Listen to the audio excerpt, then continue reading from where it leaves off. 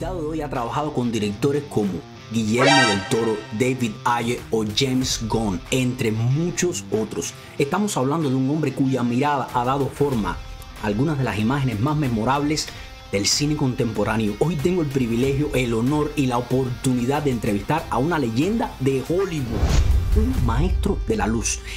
Un término muy usado para referirse a los directores de fotografías. Estamos hablando de un director que a través de su cámara ha capturado a estrellas como Scarlett Johansson, Benicio del Toro, Salma Hayek, Antonio Banderas, Robert Jr. y David Harbour, Jason Statham y recientemente Ron Perlman, nuestro queridísimo Hellboy. Eso es solo por mencionar algunos nombres en un intento de resumir su biografía. También es responsable de la atmósfera visual de películas como Blade 2, The Ring 2, SWAT, la famosa película Sangre por Sangre, que en Latinoamérica se ha convertido en una especie de película de culto y en Cuba toda una leyenda. Por si todo esto fuera poco, dentro del universo cinematográfico de Marvel, es responsable de definir la estética visual de series como Agente Carter y ha formado parte de producciones tan importantes como Los Guardianes de la Galaxia, Iron Man, The Avengers. Entre el 2021 y el 2024 dirigió la película de Black Widow, The Beekeeper, Harold and the Purple Crayon. Su historia no comienza en Hollywood. Nacido en México y formado en la prestigiosa National Film and Television School del Reino Unido, Gabriel Beristain es el puente perfecto entre el cine europeo y latinoamericano y estadounidense. Hoy hablaremos con un narrador visual cuya cámara no solo capta la luz, sino que cuenta historias que atraviesan culturas, géneros y generaciones. Gabriel Beristain, bienvenido a Book vs. Stream, maestro. Es un verdadero honor tenerte aquí. Es un placer, Adrián. ¿Cómo te va? Bueno, yo con esta intro ya me quedé, no sé qué más decirte, no sé qué otro elogio lanzarte. Gracias, Realmente, gracias. No, no lo merezco, pero en fin, déjalo. Gracias. no sé, tengo una lista aquí gigantesca. No sé con cuánto tiempo contemos para esta entrevista, porque si me dejan, Gabriel, estamos hablando aquí por horas. No solamente tengo preguntas que yo hice, tengo amigos. Mira, en estos momentos me está sonando el teléfono. Tengo amigos que me están escribiendo cuando se enteraron que te iba a hacer esta entrevista y me están mandando preguntas que quieren que te haga. Esto se ha convertido ya en un show. Así que bueno, voy a tratar de resumirlo dentro de lo que pueda la mayor cantidad de preguntas posible. Ok, dale. Ok, estamos listos. Primero que todo, Gabriel, es una gran pregunta para los como yo. Déjame organizar aquí las preguntas. Gabriel, quiero arrancar con la primera tanda de preguntas. ¿Estás listo? Listo, listo. Ok, vamos para allá. Mira, tienes que verlo desde el punto de vista de un fan del cine como yo, como muchos otros. Necesitamos hacerte esta pregunta. ¿Cómo defines el trabajo del director de fotografía para alguien como yo que no conoce ese mundo? O sea, ¿cuál es la diferencia entre un director como tal, el director de la película, y un director de fotografía? Bueno, mira, el papel del director de fotografía en una película fundamentalmente es crear la iluminación y crear la atmósfera de la película. Obviamente, como director de la fotografía, tienes mucho que ver con la puesta de cámaras y poner las cámaras para que también puedas de alguna manera contar la historia visualmente. Te vuelves un traductor visual de las ideas y de la visión del director. Esta traducción visual es muy importante porque, claro, se refiere a iluminación y se refiere a puesta de cámaras. Hay directores que les gusta a ellos mucho poner la cámara, pero siempre lo hacen en coordinación con el director de fotografía. Y muchas veces el mismo director que prefiere estar trabajando en la puesta en escena, prefiere que el director de fotografía acomode sus cámaras para que de alguna manera respeten esa puesta en escena. Las variantes de trabajo son infinitas, pero fundamentalmente la iluminación es algo que el director de fotografía mantiene como una actividad muy única, que es colocar las luces y crear la atmósfera de la película, es el trabajo principal. Y la puesta de cámaras, también fundamental, pero muchas veces ese trabajo se comparte mucho con el director para lograr esa visión de dónde deben de estar las cámaras para poder contar la historia. Pero, o sea, yo siendo director el director de la película, yo llego a una persona como tú eres mi director de fotografía y yo te digo, ¿sabes qué? en esta escena va a formar una escena de combate. Van a dispararse dos pandillas. Hasta ahí te dan a la información a ti. Tú tienes que recrear ese ambiente. ¿Cómo va a No, ser todos los colores? El... sí, claro, claro. Pero la puesta en escena, el director trabaja con el director de producción, se hace la puesta en escena. Desde luego, todo esto lo hacemos en preproducción. El director de producción o el production designer me viene a decir, mira, vamos a usar esta calle tiene, entonces tú dices, bueno, mira, es muy importante que esta calle tenga esta orientación porque el sol sale por ahí, queremos que el sol entre y rompa muy bien, irrumpa muy bien en la calle a cierta hora del día. O sea, tú haces todo un trabajo de ver la posición del sol, ver cómo el set puede funcionar mejor, de qué forma, para que la película tenga un estilo visual mucho más impactante.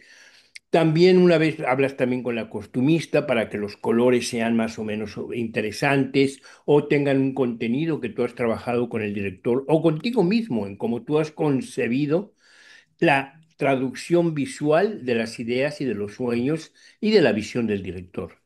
Entonces, una vez que esto están las pandillas, tú ya hablaste con el director de producción, ya hablaste con, con la directora de costumes, de vestuario, ya hablaste con mucha gente y con tu jefe electricista o tu gaffer, trabajas cómo lo vas a iluminar. Va a ser una iluminación plana, va a ser una iluminación muy sencilla, va a ser muy dramática, en fin, todas estas opciones están así. Aquí hago una pausa para los que vean la entrevista. Antes de comenzar la entrevista, yo tenía hecho un desastre aquí en esta oficina. Tenía luces por todos los lados y Gabriel me dijo, no, no, no, no, vamos, o sea, vamos a tratar de poner un poquito mejor las luces. O sea, estos colores más o menos los arreglé yo aquí. Gabriel me estuvo guiando, pero en fin, tratamos de hacer lo mejor posible y lo más rápido posible. Gabriel, a ver, has trabajado, yo creo que has trabajado en la cúspide, en la pirámide de Hollywood con los grandes, grandes de todos los tiempos. Pero vamos a retornar un momentico al principio. Yo quisiera hacerte esta pregunta. ¿Cuándo supiste que tú querías ser director de fotografía? ¿Qué pasó en tu vida que te impactó, que dijiste, esto es lo que yo quiero hacer por el resto de mi vida? Bueno, en mi caso, concretamente, yo vengo de una tradición en México donde realmente fueron la época de los grandes disturbios estudiantiles, o no disturbios, de alguna manera, protestas estudiantiles. Había una enorme necesidad de decir cosas. Entonces, todas las gentes que estábamos involucradas teníamos una necesidad muy grande de comunicarnos. Esta forma de comunicarnos era fundamental e importantísimo manejar técnicas de comunicación, desde entender la poesía, entender la literatura, contar historias con imágenes, contar historias en teatro, entender la actuación. O sea, nos volvimos multidisciplinarios en cuanto a todo esto. Entonces, cuando yo me fui a Inglaterra muy joven, básicamente, mis primeros trabajos eran de fotógrafo, para documentales, para reportajes, donde se pudiese. Sobre todo en aquella época, pues se hacía mucho reportaje y me mandaban a lugares. Yo estuve en The Golan Heights, estuve en los Altos del Golán, estuve en El Salvador. Hice mucho trabajo que me permitió tener una gran experiencia con la cámara, porque yo no hablaba muy bien el inglés, tenía que aprender el inglés, pero como yo era bueno con la cámara, porque lo había aprendido en México, como también sabía editar y sabía dirigir y sabía hacer todo, de alguna manera yo había dirigido mis cositas en México. Pero lo más importante es que la cámara era lo inmediato para poder trabajar, porque claro, siempre se necesitaba un camarógrafo, el operador de cámara. Y entonces yo con eso me hice. Cuando me di cuenta que el único camino para mí en Inglaterra era aplicar a la escuela de cine, el de National Film School, es una escuela muy difícil de entrar, solamente aceptaban en aquella Y época, creo más que para un todavía extranjero. 25 estudiantes, 5. Entonces yo dije, bueno, yo quiero ser director. Era claro, lo que a mí más me interesaba era poder contar mis propias historias. Porque, le repito, somos multidisciplinarios. O sea, podíamos comentar, me interesaba el teatro, me interesaba el cine, me interesaba la poesía, la literatura, todo. Pero claro, yo tenía un cuerpo de trabajo de cámara muy importante porque eso es lo que había hecho por un año para poder sobrevivir en Inglaterra. Y entonces cuando aplico a la escuela me dice, mira, como director no tienes ningún chance. Aquí aplican las mejores gentes que salen de las mejores escuelas inglesas, gentes que vienen con trabajos de dirección muy importantes, que han escrito guiones, que traen unos proyectos muy grandes, que han hecho teatro, en fin. Tú no tienes ese background. Dice, sin embargo, tienes un trabajo de fotografía excelente. Tienes la historia de Inglaterra del último año en tu cámara. Y del mundo, porque además te digo, había estado en El Salvador, en los Altos del Golán, en varios lugares, y me dicen, olvídate, si tú aplicas al departamento de dirección no tienes ningún chance. Si tú aplicas al departamento de cámara, ni siquiera tienes que pasar por todo el proceso de aplicación. Tienes tu lugar ya, aquí está tu lugar ya. Y en ese momento se selló mi destino. So, pero mira qué vueltas da, como dices tú, el destino, la vida. Te conviertes en director de fotografía graduado de una de las escuelas más prestigiosas de cine de Europa. Y aquí viene mi gran pregunta. ¿Por qué Hollywood? Donde hay tanta competencia, literalmente, prácticamente hay que estar peleando con sable en mano. ¿Por qué vas a parar a Hollywood y no a México? Donde yo me imagino que con todo ese background, director de fotografía, graduado de una escuela internacional de Europa, te habrían abierto las puertas del cine en México. Y sin embargo, preferiste ir a donde estaba realmente la competencia dura, a lo fuerte. ¿Por qué decidiste Hollywood?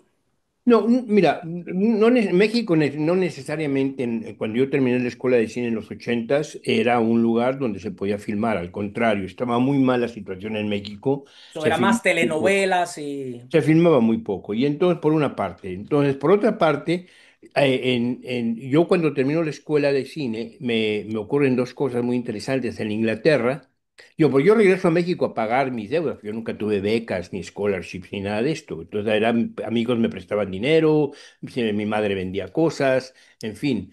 Entonces vine a pagar mis deudas y me ocurre que yo digo, bueno, estoy haciendo exactamente lo mismo que hacía cuando me fui, documentalitos, comercialitos, reportajitos, nada verdaderamente sólido. No podía ser script del sindicato con aquel gran fotógrafo mexicano Gabriel Figueroa, que era el presidente del sindicato. Era un sindicato muy cerrado, muy difícil de entrar, y entiendo por qué lo era, ¿no? Entonces yo me daba cuenta que no era ninguna opción. Y en Inglaterra estaba pasando un fenómeno muy interesante. Los videos, los music videos, los videos musicales salían a la calle, empezaban a salir a la calle. Y los sacaban de los estudios y empezaba toda la cultura de los videos musicales. Entonces había una enorme necesidad de fotógrafos. ¿Por qué? Porque muchos directores ya salían a hacer videos musicales y cada banda quería hacer su video musical en las calles, en los escenarios afuera de los estudios. Antes era. Es, eso es otra cosa. A ti se te conoce por Hollywood, las películas de Hollywood, pero tú has hecho un montón de videos musicales también. Claro, entonces yo estuve en Inglaterra en eso, y la otra parte abren un canal de televisión que es el Canal 4, que era un canal muy nuevo, porque en Inglaterra existían nada más tres canales, el BBC 1, BBC 2 y ITV. Ya, claro, ahora que les digo esto a tus oyentes, van a decir, bueno, tres canales, qué locura. Entonces abren el cuarto canal y el cuarto canal hace el film of the week y necesitaba fotógrafos, necesitaba técnicos, necesitaba sonidistas, necesitaba crew. Entonces yo saliendo de la escuela, vengo a México, no pasa nada en México, por fortuna me salió una película que me había prometido un gran cineasta colombiano, Carlos Mayolo, descanse en paz, que fuera a Colombia a hacerla. Fui a Colombia a hacerla con una promesa que él cumplió y que yo se lo agradezco, que realmente Carne de tu carne que hice en Cali, Colombia, es mi primera película profesional. Ya Pero hice. con el dinero que me pagan ellos, me regreso a Inglaterra. Pero en lugar de regresar a trabajar como asistente de cámara, como de empezar desde abajo, como había una enorme necesidad de fotógrafos, entré inmediatamente por la puerta grande, empecé a dirigir fotografía. Pero eso Y fue luego en Inglaterra, Sí, y luego mi tercera película fue Caravaggio, que me dio Caravaggio. un prestigio internacional enorme, y yo ya me quedé en Inglaterra. De hecho, yo ya vivía en Inglaterra feliz de la vida. O sea, yo considerar otro país, otra cosa, para nada. Yo era un inglés ya total, ¿no? Esta película Caravaggio, quiero hacer aquí una pausa, miren, para introducir estas imágenes. Gabriel, en esta película hay un momento que a mí se me pierde visualmente los actores para adentrarme en la pintura. Es, haces unos, Bueno, me imagino que, por supuesto, con toda la intención, esa fue la idea. Haces, le das imagen, movimiento a las famosas pinturas de Caravaggio. Es una maravilla. ¿Y estamos hablando de qué año fue esa película? Esta fue en los ochentas, ochenta y tantos. Y una iluminación, unos colores bellísimos. Creo que sí, creo que se ha mantenido y se sigue viendo en todas partes. Y eso, pues yo me quedé en Inglaterra, yo vine a Inglaterra muy feliz y inclusive no tenía problema. Además, la primera vez que yo vine aquí a Estados Unidos vine a recoger el Oscar estudiantil, que en una película que yo había fotografiado en una escuela de cine, ganó el Oscar como la mejor película extranjera en los Oscars de estudiantes. O sea, ya tengo mi Oscar. So, Pero como estudiante. Entonces, y luego ya Caravaggio me dio el Oso de Plata en el Festival de Berlín y finalmente pues yo me quedé en Inglaterra, era mi vida Inglaterra. Entonces yo estuve trabajando mucho, yo hacía muchas cosas allá y pasa que mi agente, Sandra Marsh, que trabajaba en Estados Unidos, que tenía a dos representantes, Roger Dickens y yo. Y bueno, entonces a los dos nos trajo ella. Claro, Roger ha hecho una carrera espectacular, espectacular, siendo, creo, considerado quizá el mejor fotógrafo que hay ahora en Hollywood. Y Roger era mi compañero, bueno, fue mi compañero de escuela, él estaba como 5 años más arriba, más grande que yo. Pero venimos de la misma escuela, tuvimos el mismo agente y nos trajo al mismo tiempo. Yo vine porque yo estaba haciendo una película en Canadá, que es película inglesa, K2, y me habla Helen Mirren, le dijo que era compañera de Taylor Hackford, el director de Blood In, Blood Out, carne tu carne, perdón, sangre por sangre. sangre por sangre, y le habla y le dice, mira, yo tengo un fotógrafo, porque Taylor estaba muy preocupado que la película Blood In, Blood Out, que es una película sobre el movimiento, la cultura chicana, el fotógrafo extranjero, el fotógrafo americano no la iba a entender. Y el fotógrafo mexicano tampoco, porque es Eh, una eh, cultura muy especial, muy suya. Pero Gabriel, aquí quiero hacerte una pausa y tener la oportunidad de decírtelo esto. Te lo estoy hablando, mira, desde el corazón. Mira cuántas vueltas da la vida. Y sin embargo, yo nunca imaginé tener la oportunidad de estar delante de ti y hacerte todas estas preguntas. Porque cuando nosotros vimos en Cuba, yo recuerdo que en Cuba incluso se usan tatuajes inspirados en esta película, Sangre por Sangre. Esa película se volvió una cosa cultural, un fenómeno. Esa película, yo no puedo decirte cuántas veces las personas, en aquella época por supuesto, la pasaban en casete y los casetes se traficaban de mano a mano y aquello fue un fenómeno. ¿Qué fue para ti? ¿Qué, ese impacto social que aportar tanto a la cultura a través de esa película? ¿Cómo llegaste a esa película? No, a mí me invita Taylor para hacerla y fue cuando yo ya vengo a Hollywood. Entonces yo no me tuve que cruzar, ya no me tuve que cruzar, saltar el río ni nada. O sea, ellos me dieron la visa, la green card, el sindicato, todo, ¿no? Y yo un poco, pues, a Estados Unidos pues, jamás me había sido mi lugar, ¿no? Te das cuenta que yo desde que me salí de México, el último lugar donde que yo quería venir era aquí. Y entonces dije, mira, las vueltas, como tú dices, las vueltas que da la vida, ¿no? Después de estar aquí 16 años 17 años en Inglaterra, yo sintiendo mi inglés, termino en Estados Unidos. Pero yo todavía pensé que iba a venir a hacer la película y me iba a regresar. Ahí es donde quería caer. Esa es la pregunta que te quiero hacer, que me lleva, ¿cuándo? Mira, la tengo aquí anotada. ¿Cuál fue el primer gran proyecto en Hollywood donde tú te diste cuenta de estoy en las grandes ligas, llegué para quedarme, de aquí no me voy? ¿Cuál fue ese proyecto?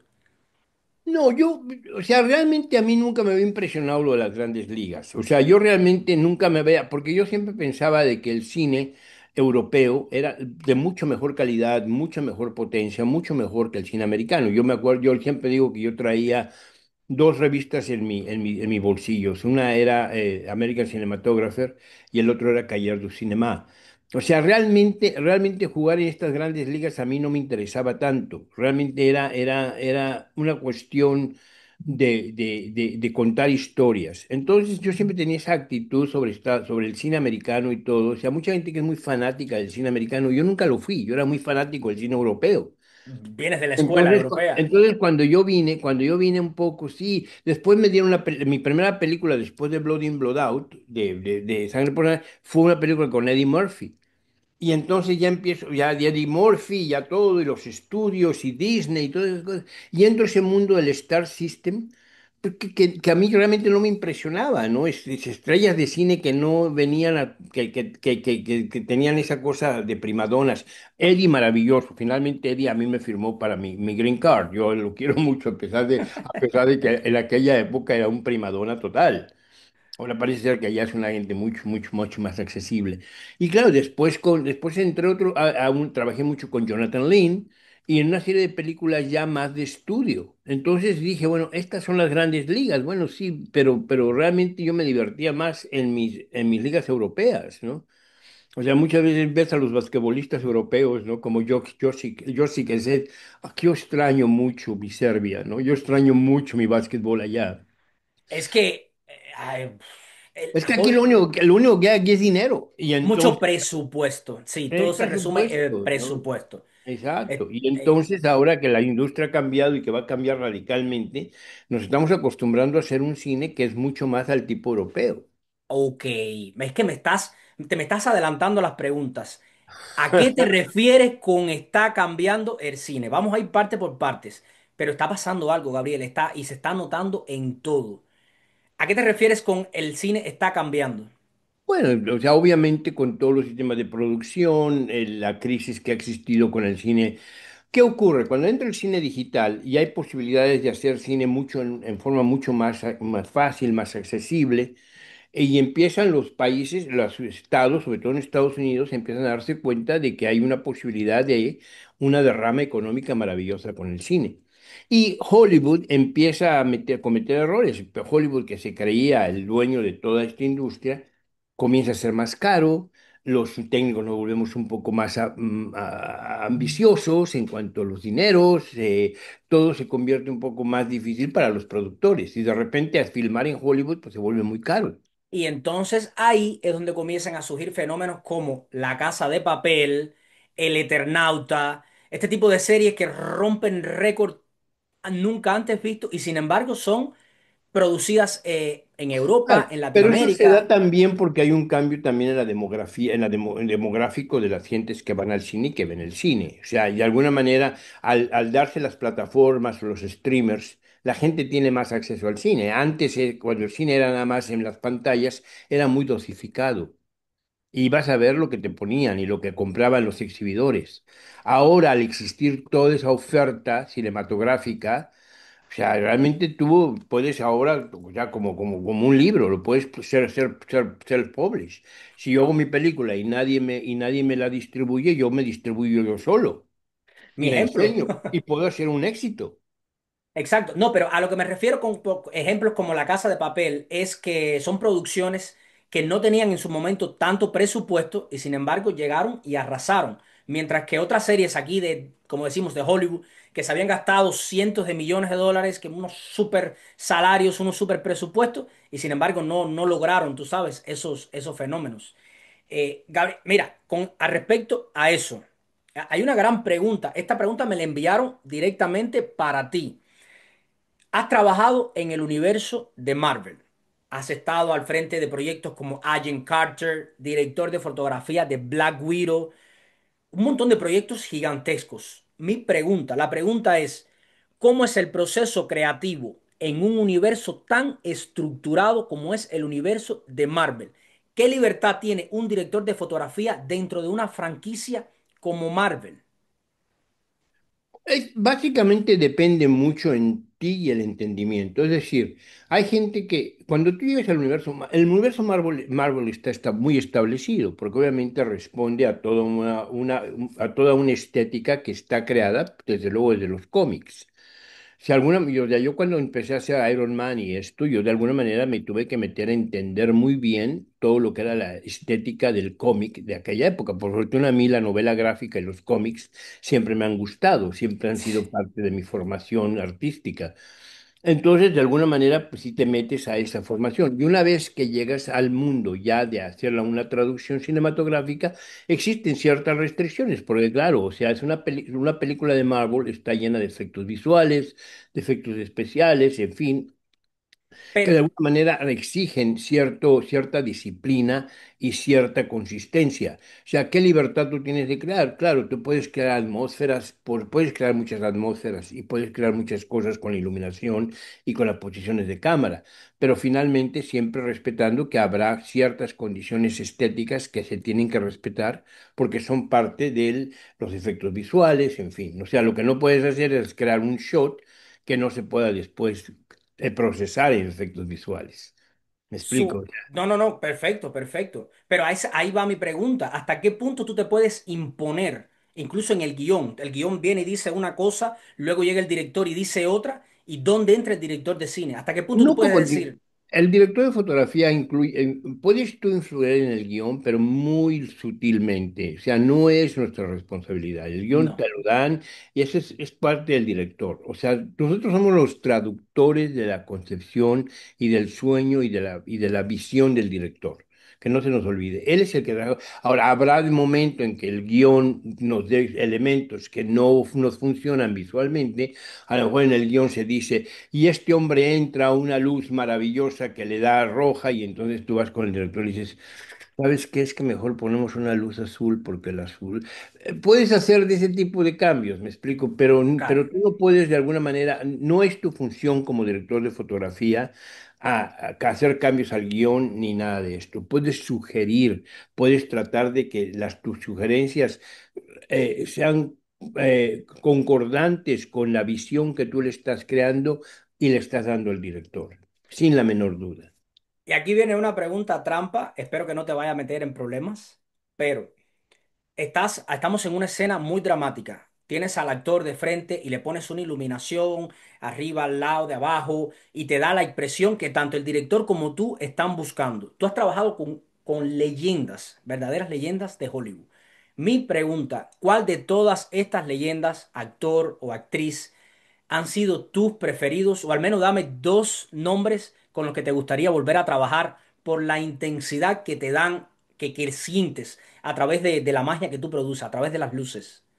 Bueno, mira, en el mundo de Hollywood, no voy a meter al mundo europeo porque o sea, serían muchos. Yo creo que el mejor director que he trabajado yo en Hollywood ha sido Memo del Toro. Guillermo del Toro es un ¡Oh, viene muy Dios! Una Viene muy leyenda. preparado, viene muy bien, muy completo. Desgraciadamente, mi relación, él tiene sus fotógrafos y su equipo y su gente. Yo terminé haciendo Blade 2 por alguna serie de razones muy raras, pero supuestamente era porque la persona que él quería no estaba disponible. O sea, de alguna manera yo entré ahí como un rebote. Pero nos hicimos muy buenos amigos y trabajamos muy bien y muy cercanamente. Pero sí es un gran, gran director Memo, sin la menor duda. Yo creo que es uno de los mejores con los que he trabajado. Y desde luego un segundo director que le puedo decir, mira, por ejemplo, David Ayer es sensacional, No. con el que le hice Beekeeper, que es un director, cada quien tiene un estilo muy, muy especial y muy interesante. David Mamet, en aquella época, pues desde luego David es un intelectual y trabajar con una gente que tiene muy claro el guión es muy, muy, creo que Spanish Prisoner es uno de sus mejores trabajos y yo estoy muy honrado en haberla hecho. De eso, Guillermo del Toro, toda una leyenda. No me imagino cómo debe haber sido ese choque de titanes, haber trabajado ahí viendo esa... Porque Blade 2, man, es un clásico, es un clásico. Seguimos con otra pregunta y ahora quiero hablarte precisamente de David Ayer. Bueno, por cierto, la primera parte de SWAT, él fue el guionista, él no dirigió esa película, él fue el guionista de SWAT. Gabriel, SWAT. En el 2003, esta película fue protagonizada por Samuel Jackson, Colin Farrell, escrita por David Ayer. Contaba con un presupuesto, y aquí es donde quiero caer en la parte morbosa de Hollywood, digámoslo de alguna manera. La película tenía un presupuesto de 70 millones de dólares. Hasta la fecha, SWAT ha recaudado 207 millones de dólares. Eso es una bestialidad, es una montaña de dinero. Vuelvo a ponerte otro ejemplo. 2024. Regresas, estamos hablando de SWAT. SWAT, tú fuiste director de fotografía. Regresas en el 2024 con The Beekeeper. Vuelvo a ponerte otro ejemplo similar. Protagonizada por Jason Statham. dirigida por David Ayer, fotografiada por ti, como te estaba diciendo, con un presupuesto de 40 millones de dólares. Esta película hasta la fecha ha sido un éxito total, ha recaudado más de 162 millones de dólares. ¿Estás viendo por dónde voy? Cada vez que Ujú. tú tocas un proyecto, ojito, 40 y 70 millones, no estamos hablando de poco presupuesto, pero entonces triplicas, cuadruplicas esas cifras. ¿Dónde está la magia? ¿Dónde tú crees que Gabriel Beristain, que eres un Mida, lo que tocas lo conviertes en oro? ¿Qué es lo que pasó ahí? Mi pregunta, ¿cómo logras equilibrar la presión técnica? Ya sabes, la presión técnica del arte, cuando hay tanto en juego en términos de dinero y de expectativas. Porque todo el mundo piensa, bueno, si lo hiciste con aquella, lo vas a hacer con esta y lo logras. Y entonces te quieren una tercera y una cuarta y una quinta película. La pregunta, ¿cómo logras equilibrar la presión técnica en el arte? No, yo pienso que, mira, una vez que tú estás en este mundo, eh, lo último que quieres hacer es comparar y hacer cosas, ¿no? Porque hay películas que han hecho pues una enorme cantidad de dinero y no son unas buenas películas, otras películas. eh, Al mismo tiempo, por ejemplo, creo que Black Widow tiene que ser, para mí tiene que ser una de las mejores películas de Marvel y sin embargo no es una de las películas más exitosas económicamente. Y a mí me encanta. Yo no acabo de entender Sí. qué pasó. Quitando la parte de los efectos especiales, el drama humano, Dios mío, que esa película me transmite. Yo podría decir que Maravilloso. creo que es de toda la franquicia de Marvel, al menos para mí, y no porque tú estés presente, ese drama que se crea entre las dos hermanas, entre el padre adoptivo que las crió, entre la chica que pierde la mente, el copycat, interpretada por Olga Kurilenko. Kurylenko. Madre mía. Y sin embargo, exactamente, no sé por qué no ha generado billones. Ya. Eso es lo que y es lo que pasa. Entonces no hay reglas al respecto. Entonces tú, la última cosa que, además hay otra cosa que es muy importante. Tú ya no ves un centavo de eso. Ya. Si fuera el director, sí, ves bastante residuos, y eso, pero tú como técnico, tú vendes todo. A Hollywood tú le das todo. Al momento en que te contratan, tú firmas, te dan un salario y tú firmas todos tus derechos de imagen. O sea, tú no cobras una comisión por venta, por taquilla. Nada, nada, nada, nada. Oh, no sabía, no conocía cómo No, no, funcionaba nada, eso. nada, nada. Habrá algún fotógrafo que alguna ocasión le paguen poco y le digan, bueno, te damos el backend, que es el dinero que se gasta al final, pero muchas veces esas películas no llegan a tener, y muchas veces la contabilidad en los estudios es tan extraordinaria que muchas veces tú ves que una película gana millones y millones y sin embargo no hay ganancia. Y dices, bueno, ¿cómo que no hay ganancia?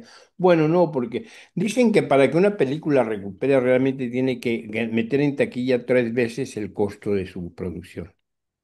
Hostias. Si no O sea, metes si invierten 10 millones, tiene que generar 30.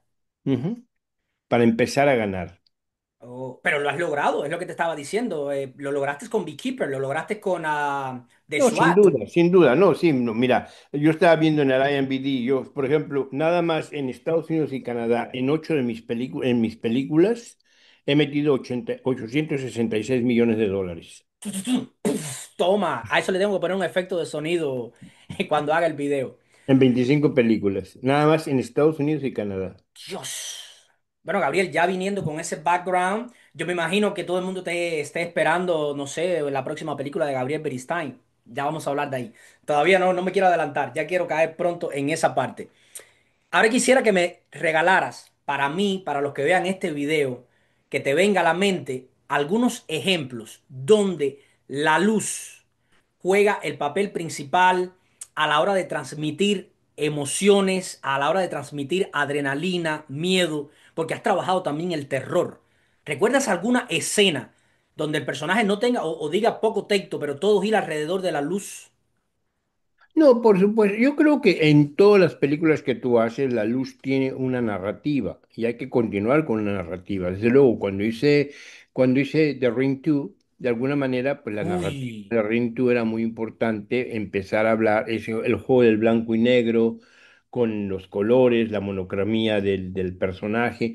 Pero mira, un ejemplo muy típico es Beekeeper, que es lo más moderno que hay. En un momento dado decidí darle a Jason Statham siempre un color cálido, que era el de la miel, de las abejas y todo esto, y a todos los tipos que hacen fraudes del Internet, darles colores muy vivos, muy brillantes, muy garish. ¿Me explico? Eso se ve mucho. Ahora que me recuerdo la escena cuando él entra como decir, a la torre donde hacen las estafas, que él Ujú. empieza a darle candela a todo. Todo el tiempo se ve exactamente un color de Jason y sin embargo todo alrededor es más, hay púrpuras, hay un chorro de colores, como decir, una Así es, amalgama de colores, así ¿verdad que es, así sí? es, así es.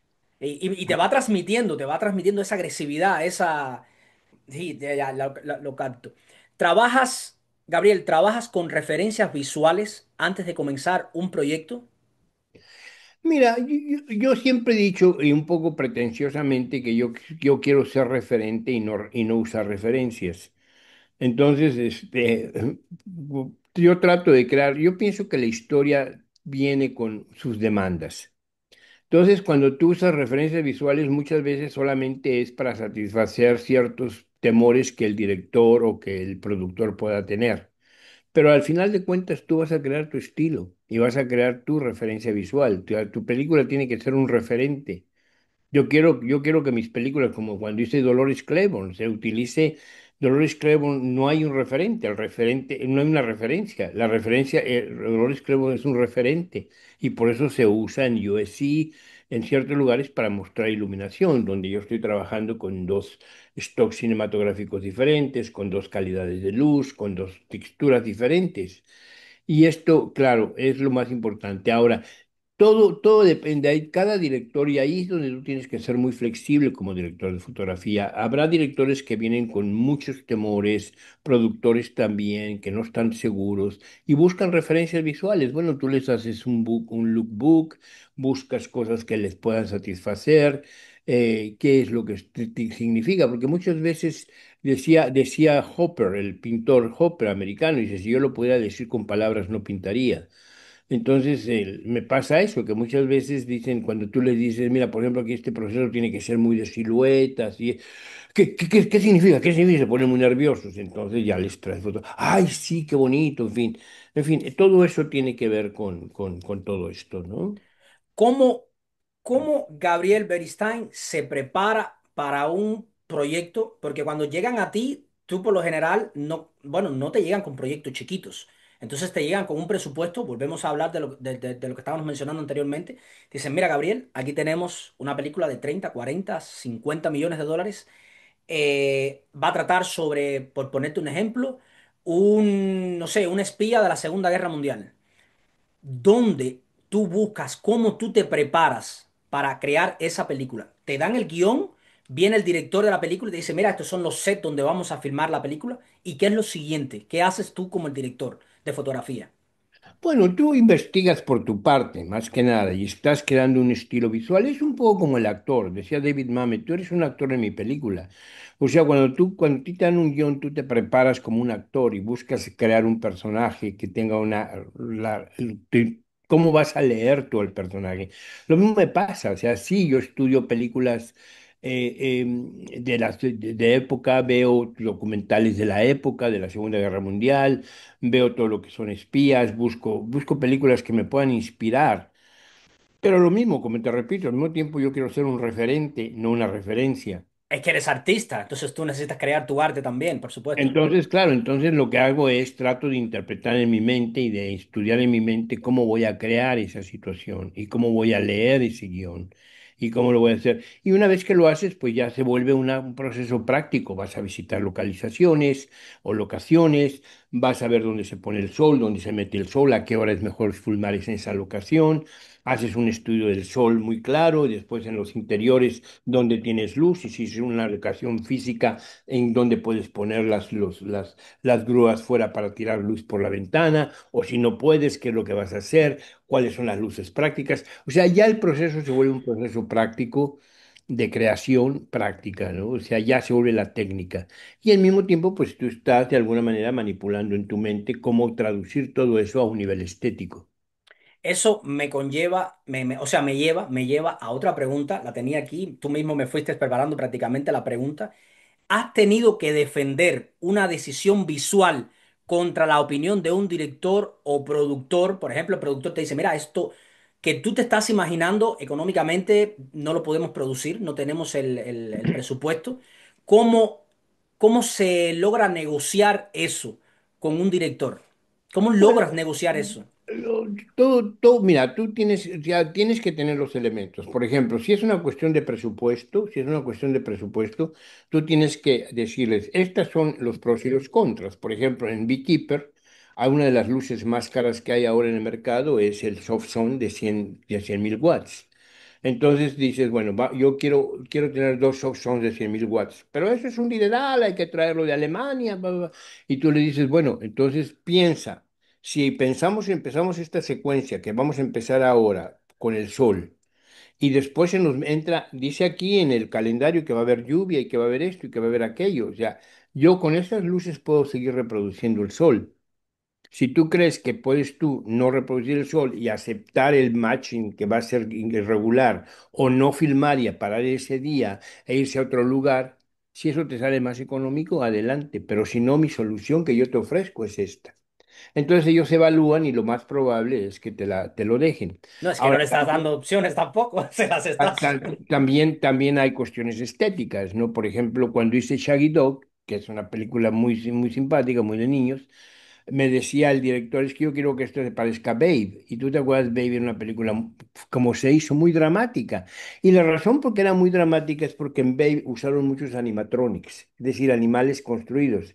Entonces, la forma en que ellos movían la boca para hablar, creando, el director de fotografía australiano creó muchas sombras y texturas y contrastes para poder ocultar un poco el animatronic, para que no se fuera tan obvio que era un animatronic y para ocultar un poco la boca cuando hablaban y esto. Entonces es una película, Babe, es una película que se iluminó con mucho drama, con mucha textura, con mucho estilo. Mientras que Shaggy Dog, el director, yo quiero eso, pero Disney me habla por teléfono y me dice, Gaby, esa no es la estética de Disney. La estética de Disney es mucho más plana, mucho más brillante, todo se tiene que ver muy claramente, en fin. Entonces ahí tienes tú que ponerte a discutir estéticamente cuál es lo que mejor le conviene a la película y lograr un compromise, que se dice en inglés, ¿no? Lograr de alguna manera que satisfacer lo que tú quieres hacer, que el director quiere hacer por la razón que yo tomé Shaggy Dog, y después satisfacer al estudio, que finalmente es el que está pagando por la película, y no lo quieres, y no quieres que te echen a ti porque no estás cumpliendo el look de Disney de aquella época, ¿me explico? Entonces buscar una solución que sea satisfactoria para ambos. Bueno, sin que te metas en problemas, de nuevo, te estoy tirando las preguntas calientes. ¿Cuál ha sido el actor o la actriz? Puedes citarme varios nombres, pero bueno, lo dejo a ti. ¿Que más te han impresionado en el set, en toda tu carrera? ¿Te meterías en problemas por darme algunos nombres? Bueno, es que es tan difícil, o sea, Gabriel, es que desde el punto de vista de un fan, uno quiere el chisme, uno quiere saber qué le gusta, con quién le gustaría trabajar Gabriel Beristain, quiénes son mira, los por ejemplo, actores. en la época inglesa, desde luego, Tilda Swinton fue muy importante. En la época de Inglaterra, yo creo que Tilda haber hecho su primera película fue maravilloso. Sean Bean era estupendo, estupendo actor. Que ahora ya está haciendo muchas cosas aquí en Hollywood. O sea, Anthony Hopkins, que yo también trabajé con él en Inglaterra, maravillosos. O sea, son genios de la actuación. O sea, en cada película te lleva sorpresas. Aquí en Estados Unidos me gustó mucho Jared Leto, obviamente gran actor.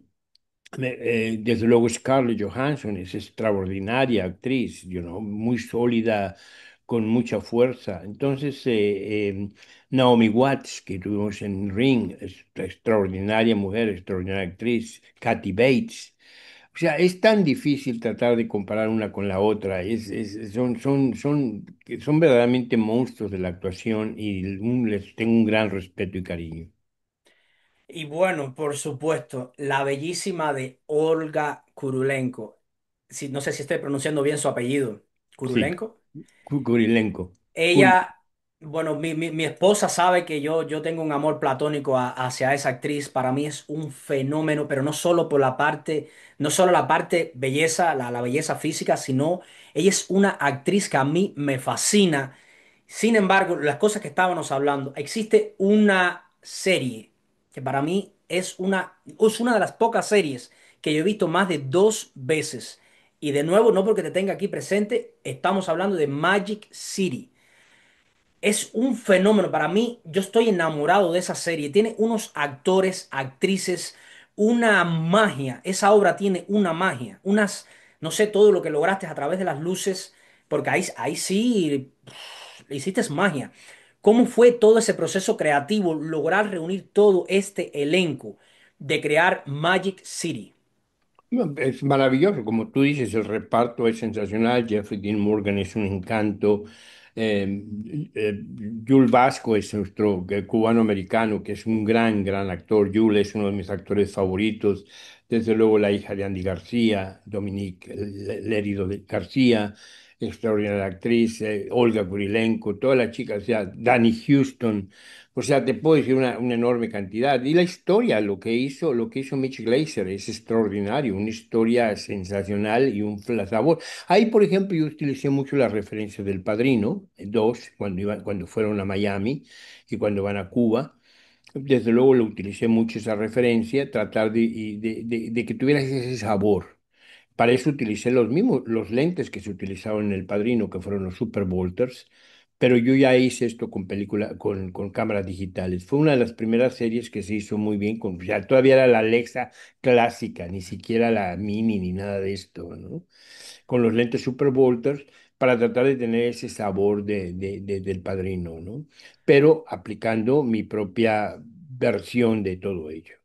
Yo compré Magic City, la descargué por Amazon, Amazon Prime, la tengo, es mi serie, la tengo ahí. Pero ¿has escuchado, conoces, algo de dónde podría llegar en un futuro esta serie? Porque yo sueño con ver esa serie en una plataforma como Netflix o Amazon Prime, pero sobre todo en Netflix. Yo siento que esa serie se volvería como el fenómeno de lo que pasó con Breaking Bad, que llegó y se posicionó entre las primeras. ¿Has escuchado algo más de esa serie? No, y es una pena, porque realmente al quedarse en Stars se queda un poco atorada en una plataforma que es bastante elitista, no es tan popular, donde existen, lo que, claro, tiene cosas maravillosas, Stars, no me malentiendas, pero sí no tiene la popularidad de Netflix o de Amazon Prime o de otras plataformas. Yo espero, voy a hablar un día con Mitch Glaser y le voy a Por preguntar, hace favor. que no lo vea, sí, ahora que estoy en Los Ángeles, porque yo me fui a vivir a Miami, pero ahora vine a hacer un proyecto aquí en Los Ángeles y entonces voy a hablar con Mitch. Quiero hablarte, ya quiero entrar en más Gabriel Beristain, el director de cine. Ok, antes quiero hacer una pausa, familia. Book versus Stream, este canal está enfocado en libros que sean llevados a cine, aunque aquí se habla de todo, pero que esté relacionado de una manera u otra con las letras. Y quería enseñarles esta novela, a ver si la ven aquí. Ya no quedan junglas a dónde regresar, escrita por Carlos Augusto Casas. La novela está bien cortica, apenas no llega ni a 200 páginas. Les digo que yo la leí en un día. A mí la novela me encantó. Eso fue, miren, de una pasada. Ahora viene la parte interesante. Ya esta novela cuenta con una película dirigida por Gabriel Beristain. La película saldrá con el título de The Gentleman. Bueno, no. Se usó de Gentleman al principio para venderla. Film Factory la llevó a Cannes para venderla y ya le hubieran puesto el título de Gentleman. Pero como está la serie de Guy Ritchie que se llama The Gentleman, una serie de televisión, yo creo que vamos a ir por el título del libro, que es Ya no quedan junglas. Lo Eh, van a dejar hasta aquí. Ya no quedan junglas exacto, para no hacerlo tan largo. sí. Gabriel, ¿por qué? La pregunta es ¿por qué? ¿Por qué saltas de un director de fotografía con una trayectoria inmensa? Has trabajado, ya te digo, con los grandes de Hollywood, con súper grandes producciones? ¿Por qué pasas, das ese salto a director de cine, a dirigir como tal la fotografía, a trabajar ahora con un director de fotografía bajo tus órdenes. Bueno, pero yo creo que lo vuelvo a lo mismo. O sea, finalmente terminé siendo director de fotografía por azar, porque realmente mi intención era poder contar mis propias historias. Lo que pasa es que la vida en la forma en que le gusta juguetear con las gentes, al yo tener que ser director de fotografía o decir que quería ser director de fotografía para entrar al cine, pues yo pensé, mira, yo me iba a las clases de dirección, o sea, yo era oyente de las clases de dirección, me metía por atrás de la aula y me ponía a escuchar a Sandy McKendrick, a Carter Rice, a todos esos grandes maestros de dirección, que no me permitían, yo no debería estar ahí. Pero de alguna manera yo quería contar mis propias historias y sigo queriendo contar. Lo que pasa es que me dio el éxito como fotógrafo, las condiciones que pasaron en Inglaterra y el éxito como fotógrafo me llevó a la fotografía muy rápidamente y me quedé estancado, estancado. Y claro, que son las cartas que te da la vida y cuando las cartas que te da la vida las tienes que jugar y las tienes que jugar lo mejor que puedas. Yo creo que las he jugado con mucha dignidad y con mucho talento y trabajo porque eran las cartas que me dio la vida. Cuando me tuve la oportunidad ya de empezar a dirigir, pues tengo muchas cosas que contar. Yo leo mucho, y hay películas que ahora estoy leyendo a Upton Sinclair, que tiene esa épica de sus novelas, son maravillosas, maravillosas, de unas visuales completamente. Tengo Entonces, que, tengo que darte las gracias porque no sé cómo lo logras, de dónde has sacado el tiempo, pero te doy las gracias porque has leído todas mis novelas, incluida Debs, que le hiciste el prólogo. Así que no había tenido la oportunidad de decírtelo de esta manera en cámara. Así que te doy las gracias por ese maravilloso prólogo y bueno, por todo lo que estás haciendo por a la captura del Shadow Boy. De verdad que sí. que Muchas son no gracias. novelas, o sea, tú tienes todo tu trabajo es muy visual, Adrián, y es maravilloso. Entonces, no llevar estas películas a la pantalla es muy triste. Hay que llevarlas a la pantalla, sin la menor duda, y estamos trabajando en ello para hacerlo. Pero, claro, cuando las estás pensando, cuando las estás leyendo, ya te las estás imaginando, y ya quieres tú contar esas historias. De ahí que se ha dado este cambio a la dirección, que espero que se siga dando. Por fortuna, Marvel se ha movido a Inglaterra. Para mí, porque, paradójicamente, a pesar de que yo me hice en Inglaterra, yo nunca me convertí en ciudadano británico. Entonces, a pesar de que soy British Society of Cinematographers, yo no puedo trabajar en Inglaterra como inglés. O sea, tendrían que pedir un permiso de trabajo, tenían que hacer muchas cosas, que fue lo que pasó con Black Widow. Pero yo les costaría el doble a Marvel que me lleven a Inglaterra, porque no hay incentivo fiscal para mí, tienen que pagarme transporte, tienen que pagarme alojamiento. Entonces, ya una vez que se me ha quitado ese mercado, que era un mercado muy importante para mí, claro, puede pasar que un día me hablen y me vaya a Inglaterra y lo haga, pero en principio ya no va a ser tan fácil, me explico. Y entonces eso me ha permitido, me ha dado me ha dejado como un lugar, mucho espacio, pues para poder buscar estas cosas de dirección. Y ahora estoy tratando de levantar entre tus proyectos también otros proyectos y esperando que de alguna manera pronto los resolvamos. Porque aquí venía, Gabriel, yo te he escrito varios guiones, te los he enviado, has revisado guiones, me los has enviado, y entre estos tantos guiones que me envías a veces, que yo te los doy las gracias, por eso te pido permiso antes de decir públicamente que recibí algunos de estos guiones con los que has trabajado. Tú me enviaste Ya no quedan junglas a dónde regresar, de Gentleman. Yo lo leí antes de que comenzara todo el proceso de la película y yo dije... Madre mía, qué pasada de película. Después me leí el libro, fue otro show para mi mente, y yo dije, ¿cómo te las vas a arreglar para conseguir este elenco que genere, que creen estos personajes? Y de buenas a primera me dices, tengo a Ron Perlman, tengo a Nati Natacha. Y yo dije, ¿cómo lo hizo? ¿De dónde? ¿Cómo lo lograste? Es mi pregunta. ¿Cómo lograste conseguir?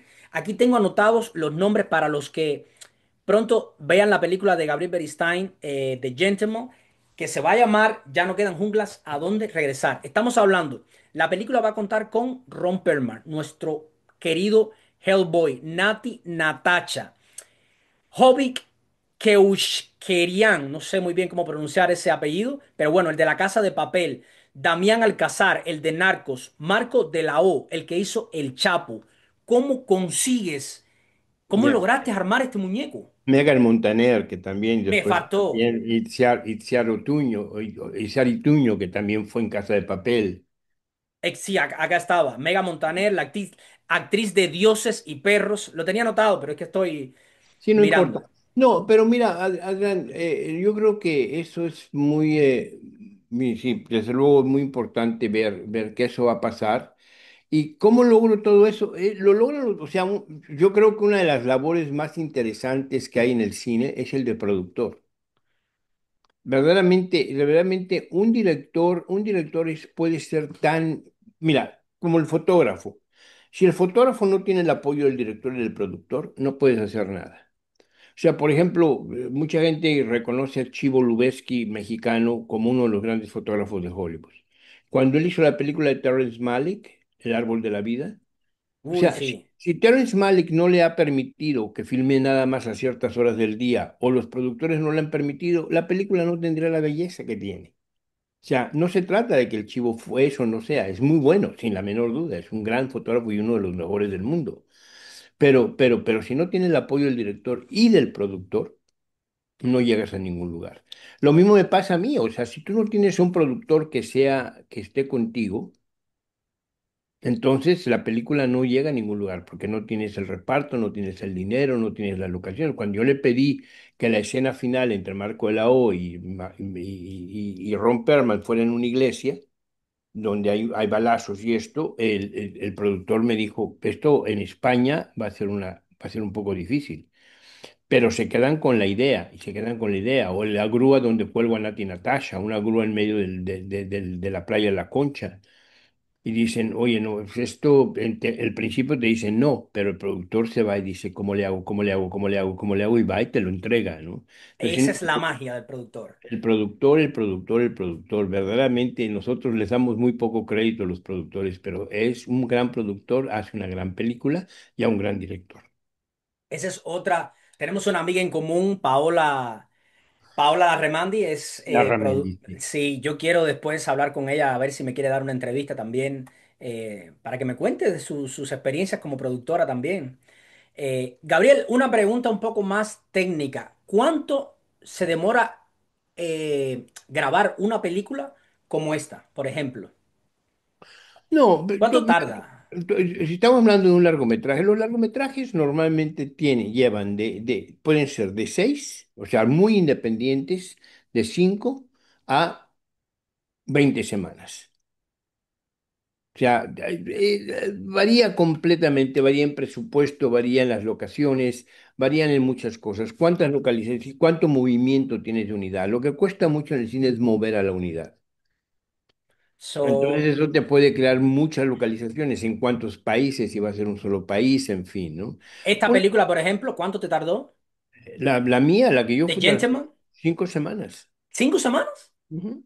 Damn, wow, eso fue, Sí, prácticamente no rápido, durmieron. rápido, rápido, rápido, sí, No, rápido. es que también, a ver, cuando también tienes a, ¿cómo decir?, a pilares de la industria como Ron Perlman, a la bellísima de Nati Natasha, que tienen unas carreras profesionales aparte, que sabes que tienes que tenerlos a ellos, el tiempo es muy limitado, imagino. Así es, así es, así es.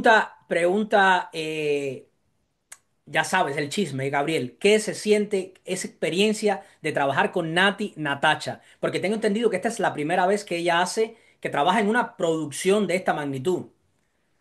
No, es un encanto de mujer maravillosa y me encanta a mí eso, ¿no? El coraje, el valor. Hay que tener mucho respeto por los actores. Los actores, al desnudarse enfrente a la cámara en sentido emocional, es fundamental. Lo que hacen tiene tanto valentía que verdaderamente yo tengo mucho respeto y una gran admiración por ellos. Y Nati es maravillosa, no solamente es una mujer bella, es una mujer que además viene de un mundo ya con sus 40 millones de seguidores, del mundo del reggaetón, Pero y ahí, disculpa, dale. no, y venir a hacer una película como esta para poder demostrar que ella también puede hacer, y tiene una naturalidad maravillosa, fue muy emocionante trabajar con ella. Eso, y yo no voy a dar un spoiler para los que vean esto, pero si leen el libro, de hecho, en la sinopsis queda bien claro que el personaje de Nati Natacha es una, no voy a decir la palabra para no tener problemas con YouTube, pero es una dama de la noche, dama de compañía, escort girl, chica de placer que vende sus cualidades femeninas por dinero. Vaya, creo que no dije la palabra. Esta chica, y es lo que a mí me choca, no estamos hablando de la Nati Natacha, la glamurosa, la bella, la hermosa. Estamos hablando de una flor de cristal rota, para decirlo lo más bonito posible. Es una chica que tiene 20.000 traumas, conflictos, que conoce a este personaje, Teo. ¿Es Teo como Teo? Ujú, ujú. Teo, ya había olvidado. Yo hace poco que leí la novela, lo tengo bien, bien seguro. Y entre ellos dos van creando una química. Por un lado tenemos Nati Natacha, que viene de este mundo de la música, del reggaetón, se vende todo este glamour y sin embargo tiene que hacer una chica rota de la noche. Eso tiene que haber sido maravilloso, convertirla y ver esa transformación a través de ella. Y por otro lado tenemos a un titán, a Ron Pelmar. Ahora ya tú eres, estamos hablando del director de cine. ¿Cómo tú le pones los filtros a Ron Perlman? Porque en este caso Ron Perlman es una muralla, es un actor muy potente y tú le tienes que decir, tienes que bajarle. ¿Cómo tú logras eso? No, yo realmente hay que tener muy claro de que a mí, esta forma de dirección de resultados, yo trato de evitarla. Le llaman dirección de resultados cuando tú tratas de hacer que un actor modifique la intensidad de su actuación. O sea, una vez que el actor crea un personaje, tú tienes que trabajar con ese personaje fundamentalmente, ¿no? No puedes trabajar con el actor y decir, bájale, súbele, quítale, ahora ponte triste, ahora ponte contento. O sea, yo creo que ese sistema de dirección es algo que yo he tratado de evitar. Me gusta más poder trabajar con el personaje, ¿no? Y decirle, Ron, que no se te olvide que tú eres un viejo retirado. No eres, o sea, tienes que estar recordándole quién es el personaje. Si es que hay necesidad de recordárselo. En el caso de Ron, muy pocas veces hay que recordárselo No, porque, porque lo tiene muy claro, su personaje lo ha trabajado muy bien y él lo tiene que asumir. O sea, en este caso es un viejo retirado, sin futuro, que no tiene ninguna experiencia, a pesar de haber sido militar, él trabajó en la administración, no tiene ninguna experiencia en combate, estuvo en la base de Rota, pero como burócrata. Se casó en España, vive en España, apenas habla bien, entiende todo, pero le da miedo hablar el español. Me explico, o sea, es típico expat americano en Europa, en España o en México, ¿no? Típico. Y entonces, mientras le esté recordando qué es el personaje, ellos mismos lo van condicionando, ellos mismos le bajan y le suben. Y sin que haya necesidad de que yo le diga, bájale o súbele, me explico. Gabriel, yo mientras leí, como ya te digo, leí la novela, leí el guión. La novela yo dije, bueno, pues se trata de otra novela más de las tantas clásicas, de las tantas que se hacen en España, siguiendo el estilo de la novela negra. Y sin embargo, nada que ver, porque la novela le va dando el personaje, como decíamos, de Ron Pelmar, va creciendo de ser el tipo machacado por la vida sin recursos sin, como decía, sin conocimientos militares y sin embargo, poco a poco se va sobreponiendo a todo esto, va encontrando las herramientas que le va dando, digamos que la vida y se convierte, lo empiezan a perseguir desde mafiosos, policías. Yo estoy ansioso por ver la película. ¿Cuándo vamos a tener la oportunidad de ver The Gentleman o ya no quedan junglas a dónde regresar? La estrenan en España, Universal la va a distribuir. Universal la va a ¿Ok? distribuir y la estrenan en España el agosto 26 26 de agosto. de agosto. O sea, estamos hablando de que va a salir en todos los cines de España o... Sí. Bien, ¿qué sale? ¿Qué pasa de entonces? La película va a los cines. ¿Y después qué? Seguramente la van a meter, Universal la va a meter a su plataforma. No, no hay posibilidades de que la veamos pronto en Amazon Prime o en Netflix. En Universal, porque Universal tiene su plataforma, ¿no? Ah, no, tengo que chequearle eso entonces. Gabriel, ¿qué consejos? Ya vamos a ir, porque vamos aquí ya casi más de una hora. Sí, Eh, sí, yo ya te iba a decir que yo te sugiero una parte 2 porque ya me tengo un par de cositas. yo ya voy a resumirte. ¿Qué consejos prácticos le darías a los jóvenes cineastas latinoamericanos que sueñan con hacer una carrera internacional? Bueno, mira, por fortuna en el TikTok tenemos a Scorsese y a todos los directores famosos dándole consejos a los jóvenes, que yo ya no quiero parecer redundante, ¿no? Todo el mundo, Sean Penn, todo el mundo da consejos a los jóvenes de qué hacer desde su perspectiva del éxito. Entonces es muy difícil dar un consejo desde la perspectiva del éxito. Yo lo que hice cuando yo era joven y cuando yo no tenía ninguna posibilidad verdaderamente mexicano en Inglaterra, con un inglés un poco perdido, en fin, lo que hice fue lo más importante para mí es estarte preparando, ir a los museos, prepararte visualmente, leer mucho, ver mucho cine, ver televisión, ver y aprovechar algo que ahora sí se puede hacer y que vale mucho, mucho la pena, que es tienes con cualquier camarita, puedes hacer, inclusive con el iPhone, puedes crear historias. Escribir es muy importante. Decir, bueno, que le voy a dedicar una hora de mi vida a escribir.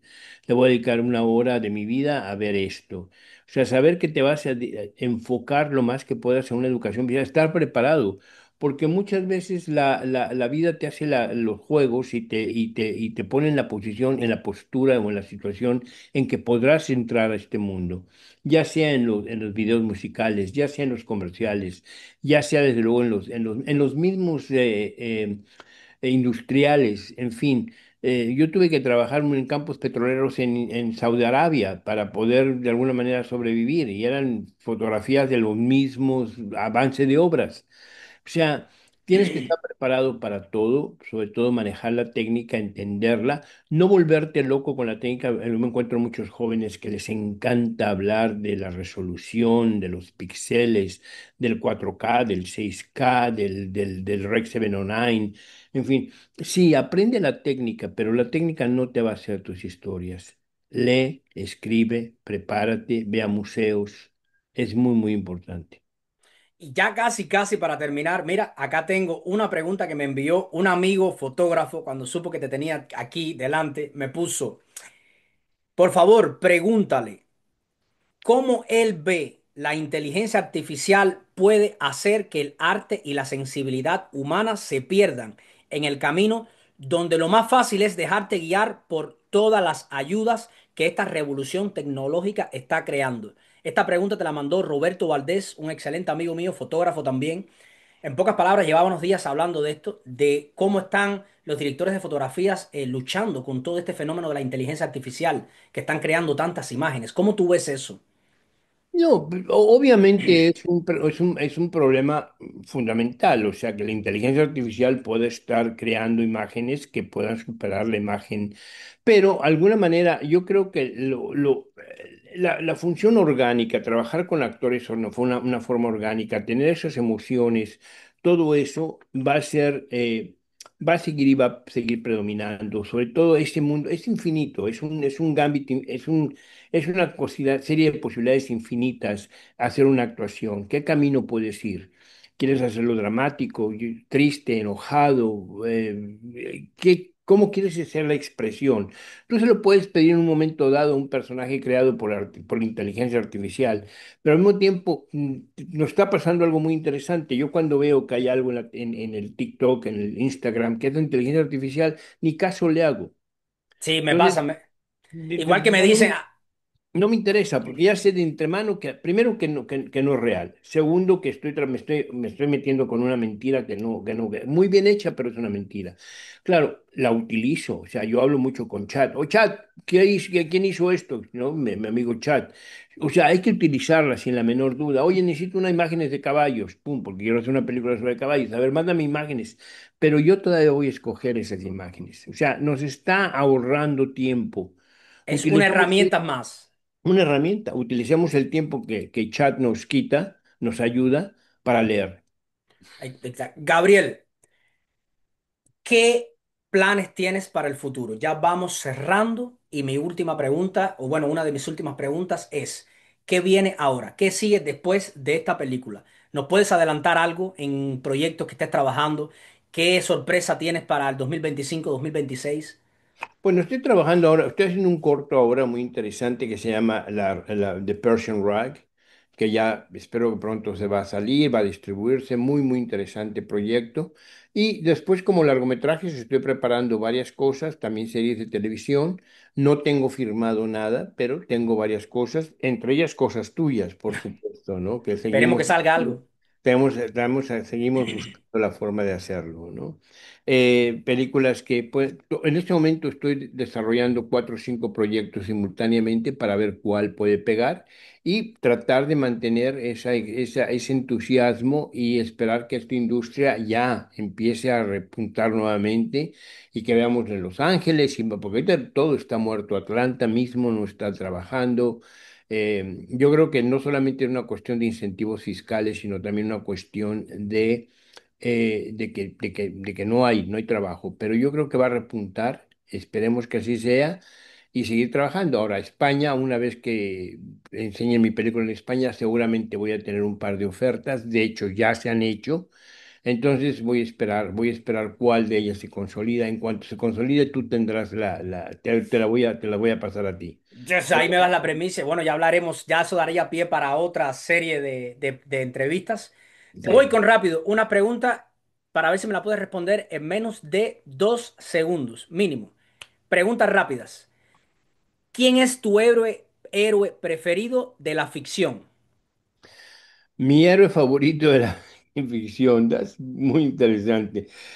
Ay, querido, ¿quién sería mi héroe favorito de la ficción? En este momento, lo que pasa es que como te enamoras de personajes, en este momento como estoy leyendo a Upton Sinclair, Lenny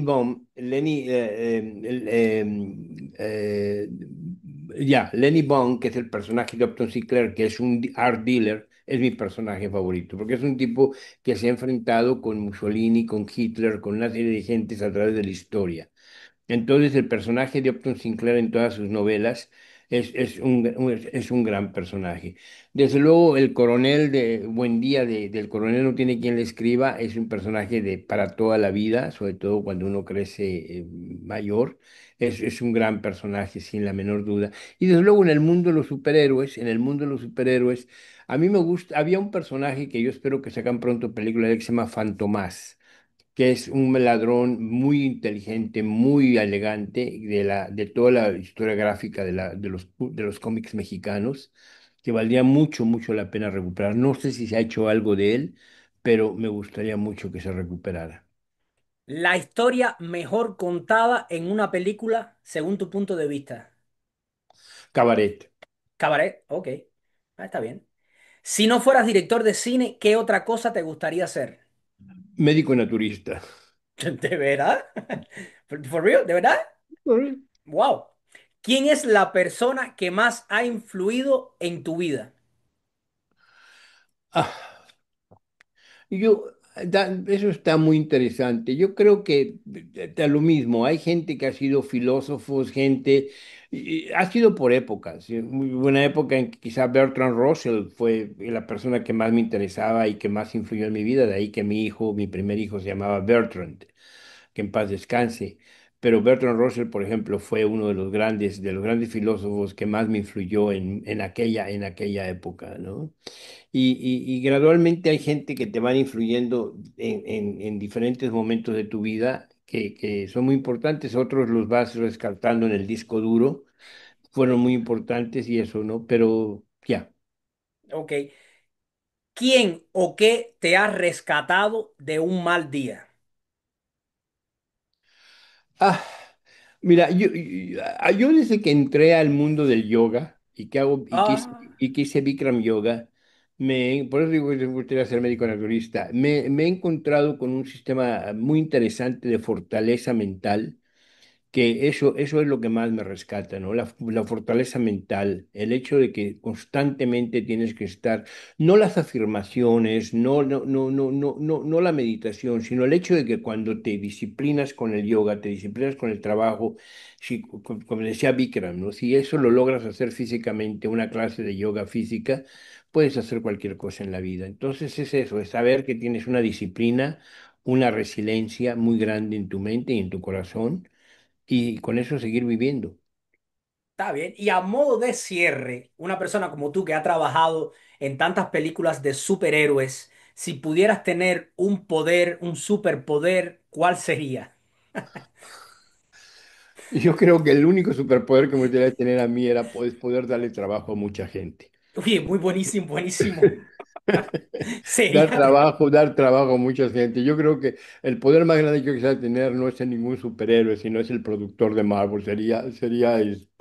no, serías entonces el más protegido de todos los superhéroes. Sería Fidget. O sea, sí, desde luego Tony Stark es muy interesante, ¿no? Pero Tony Stark es quizá, para mí es muy importante que tú aproveches cualquier poder en tu vida para poder ayudar a la mayor cantidad de gente. Está bien eso. Pues, maestro, con eso vamos cerrando. Ha sido un placer. Yo sé que estamos contra reloj, por eso esta entrevista la voy a segmentar, voy a poner muchas partes de esta entrevista. Espero que dé pie a muchas preguntas para en un futuro tener una segunda entrevista. Después que salga, ya no quedan junglas a dónde regresar o The Gentleman. Vamos a ver qué título terminan poniéndole. Así que, Gabriel, hasta aquí llegamos. Un placer, maestro. Algo que quieras decir a modo de, ya para finalizar, para despedirte, algo le quieras, algún mensaje No, que quieras lanzar. te deseo mucha suerte con tu canal y creo que tu canal está maravilloso saber, o sea, esto que estás haciendo es extraordinario, poder hacer comparar películas con los libros, ver de qué forma se han dado, sugerir qué libros se pueden hacer, que se pueden llevarse a la pantalla, es muy, muy importante, ¿no? Sobre todo en este mundo en que los famosos IPs son importantes, creo que lo que estás haciendo es un niche muy, muy interesante, ¿no? Analizar estos libros y ya dar entrevistas así más específicas, el libro y la película. Ese es mi proyecto. Así que bueno, quedo abierto a todas las recomendaciones que me puedas enviar hacia acá. Ya saben, aquí tienen una cámara, un micrófono y pues nada, toda la información que podamos brindar. Abrazo gigante, maestro. Igual, Muchas hermano. gracias Mucha suerte. Encantado. Gracias por ti. a Gracias. ti. Gabriel, ahora sí, aquí cerré.